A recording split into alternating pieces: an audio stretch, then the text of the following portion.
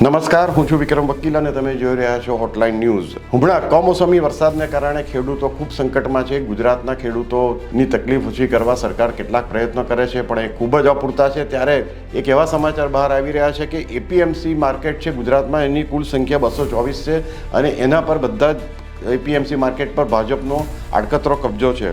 એવી ટીકા થાય છે કે ભાવ નક્કી કરવા માટે ગ્રેડિંગ કરાવવાનો હોય છે અને એ ગ્રેડિંગ કરાવવા માટે ગ્રેડર રાખવા પડે છે. જે ફાલ આવે છે પાકનો અને ત્યાર પછી જેમનું ગ્રેડિંગ કરવાનું હોય છે એ ગ્રેડર ભાગ્યે જ કોઈ એપીએમસી માર્કેટમાં જોવા મળે છે.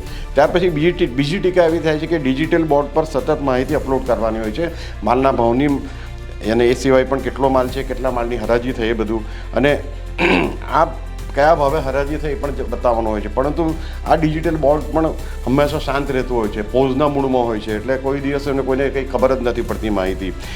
પાક ઉત્પાદનને સાચવવા માટે સ્ટોરેજ આપવાનું હોય છે દરેક એપીએમસી માર્કેટે, અને આ એપીએમસી માર્કેટ આ સ્ટોરેજ આપતા નથી, એટલે પાક બગડવાની શક્યતા વધી જાય છે. અને ખાસ કરીને જ્યારે આવો કમોસમી વરસાદ આવે ત્યારે એ પાકને સાચવવા માટે જગ્યાનો અભાવને કારણે ખેડૂતોને વધારે માર સહન કરવો પડે છે.